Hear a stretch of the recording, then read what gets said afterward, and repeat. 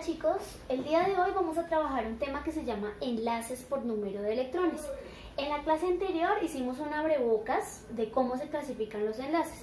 Sabemos que los enlaces se pueden clasificar de tres formas: iónicos, covalentes y metálicos. Pero esos iónicos y covalentes también tienen una subclasificación, que es por electronegatividad, según el pequeño video que les dejé en la plataforma, o también puede ser por el número de electrones. Los dos son igual de importantes y los dos se trabajan constantemente. Sin embargo, estos enlaces por número de electrones, como se trabajan por la estructura de Lewis, pues digamos que son uno de los más utilizados. Cuando nosotros hablamos de enlaces, sabemos que es la unión de dos o más elementos que van a formar dos tipos de sustancias, que forman bien sea moléculas o que forman bien sea compuestos. Pero la unión de dos o más elementos por enlaces me va a formar moléculas o me forma compuestos. Ellos se clasifican entonces dependiendo del número de electrones que se comparten, siempre para formar algo que nosotros conocemos como la ley del octeto. Y esa ley del octeto es fundamental, porque cuando se organizó la tabla periódica se dieron cuenta que los grupos, al sumarlos, forman 8. Es decir, que construyen la ley del octeto, y es lo que hace que los elementos sean 100% estables. Por eso no nos vamos a meter con los gases nobles, porque ya los gases nobles llegaron a su ley del octeto. Son elementos muy estables que no tienen ningún problema. En cambio, desde el grupo 1 hasta el grupo 7, sí tienen que unir sus electrones para formar los 8 electrones que pide la ley del octeto para que los elementos sean 100% estables.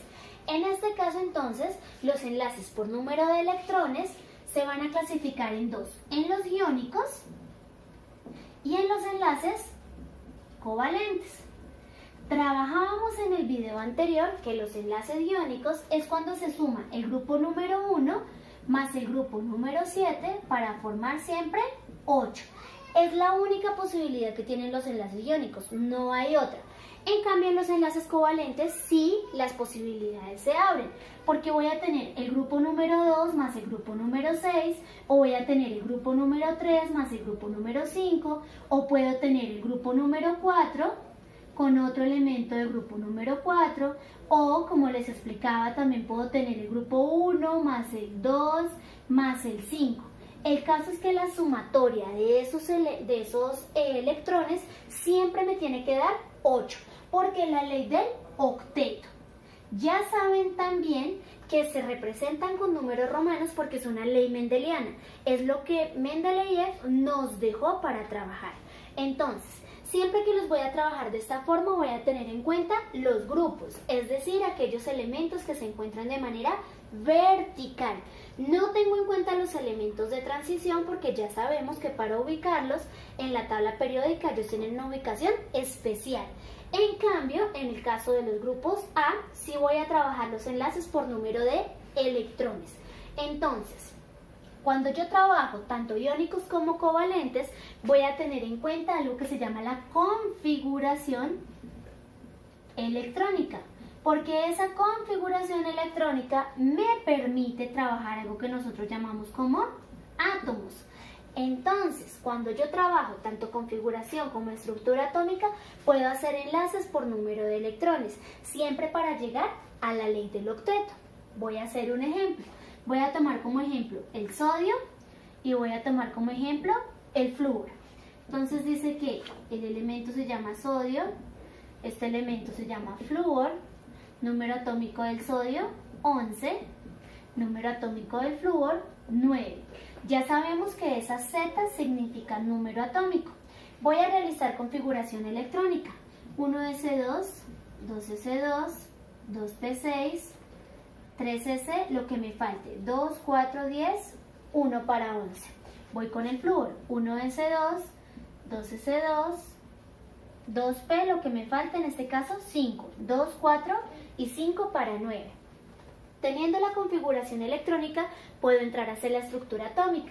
Todo átomo en el centro tiene núcleo donde hay protones y hay neutrones, positivos y neutros. Y voy a revisar entre los números grandes cuál es el número mayor para hacer los niveles de energía. En este caso es 3. 1, 2 y 3.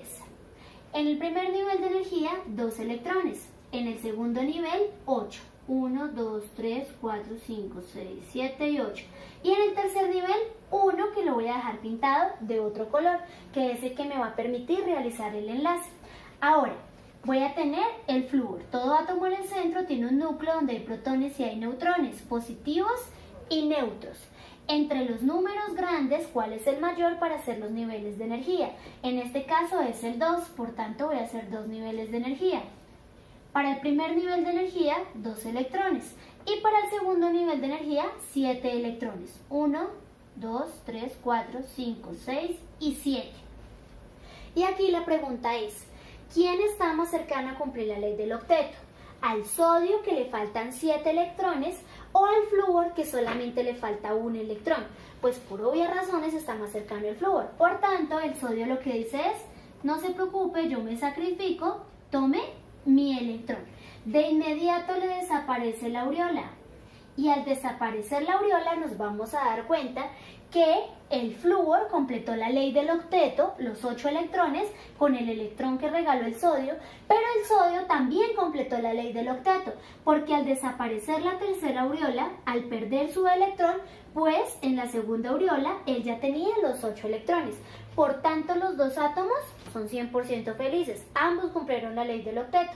Pero como nosotros somos tan perezosos, los científicos crearon una forma de hacer esto muchísimo más corto y que no nos demoráramos tanto tiempo en hacer la identificación del elemento, la configuración electrónica y la estructura atómica. Ellos inventaron algo que se llama la estructura de Lewis. Y esa estructura de Lewis se basa en ubicar el símbolo del elemento. Ubicamos el símbolo del elemento, sabemos el grupo y el periodo de cada uno de ellos, pero en este caso lo más importante es el grupo. Vamos a ubicar los grupos de los elementos. Entonces aquí en el caso de este, el grupo es el 1, antes de que perdiera su electrón. Y en este caso el grupo es el 7, antes de que ganara su electrón. Entonces ellos lo que dijeron es, bueno, esto se va a sumar y van a reaccionar. En esa reacción siempre habrá un ganador y un perdedor, siempre.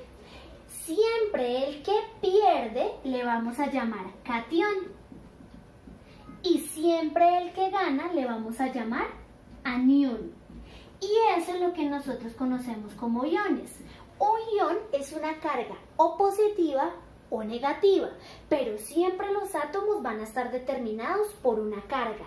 Es decir, que el que pierde se llama catión, porque tiene más protones que electrones.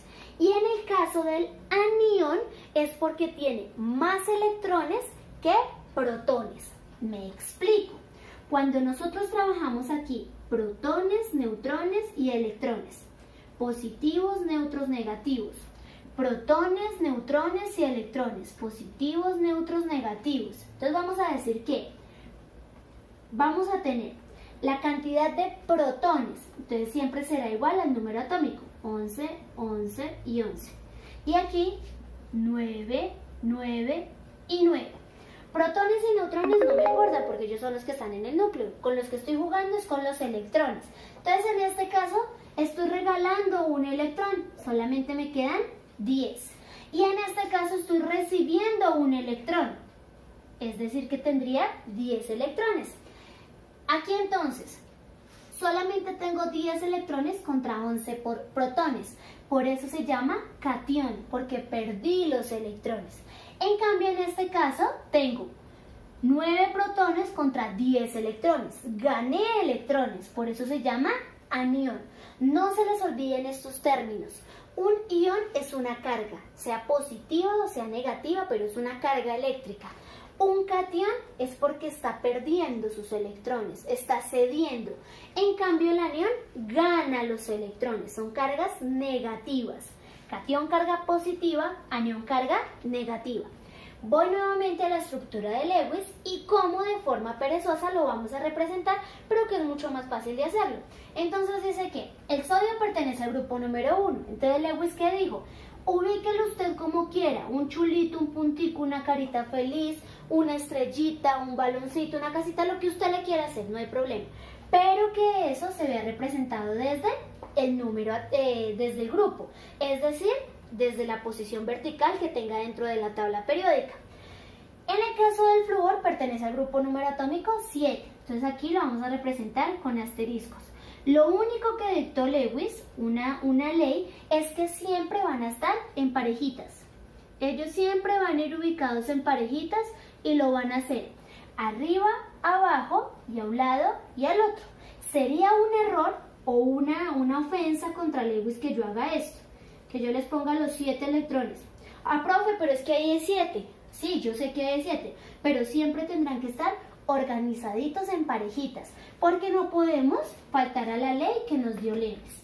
Cuando ya tenemos esto, si ustedes se dan cuenta, es la misma representación que tenemos desde la estructura atómica. Entonces aquí me hago la misma pregunta. ¿Quién está más cercano a cumplir la ley del octeto? ¿El sodio, que le faltan 7, o al flúor, que solamente le falta 1? Pues por obvias razones está más cerca el flúor.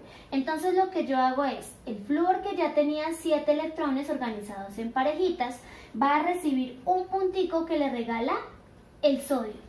Y con eso, el flúor cumplió su ley del octeto. Y me voy a devolver entonces al tipo de enlace que estamos trabajando. ¿Este enlace es iónico o es covalente? Eso depende de la cantidad de electrones que se estén cediendo. En este caso, ¿cuántos electrones estaban cediendo? 1. Por tanto, el enlace es iónico. Entonces aquí tenemos un tipo de enlace iónico. Pero también habrán visto esta estructura. Na, rayita, F. Esta se llama la estructura de Lewis. Y esto es una fórmula estructural, donde me están diciendo que con esta línea estoy pasando un electrón de un lado a otro. ¿Listo? Estructura de Lewis me facilita entender la cantidad de electrones que estoy pasando, aunque la fórmula estructural también me lo está diciendo. Si hay una línea es porque hay un electrón en trance, hay un electrón que se está pasando. Si hay 2 líneas, pues es porque hay 2 electrones que se están pasando. Si hay 3, porque hay 3 electrones que se están pasando. Esta es la forma, digamos que como más sencilla de entender tanto los enlaces iónicos como los enlaces covalentes. Lo más importante que es aprenderlos a identificar. Si solamente se está pasando un electrón, es porque el enlace es iónico. Si se están pasando 2 electrones, el enlace es covalente doble. Si se están pasando 3 electrones, el enlace es covalente triple. Si se están pasando 4, el enlace es tetravalente. Pero si hay el resto de infinidades de posibilidades, que se sumen 2 electrones del grupo número 2, más otros 2 del grupo número 2, más otro del grupo número 4, todas esas posibilidades se llaman polivalentes, pero también hacen parte de los enlaces por número de electrones. Voy a necesitar que ingresen a la plataforma de Classroom, donde les voy a dejar un pequeño ejercicio. ¡Chao!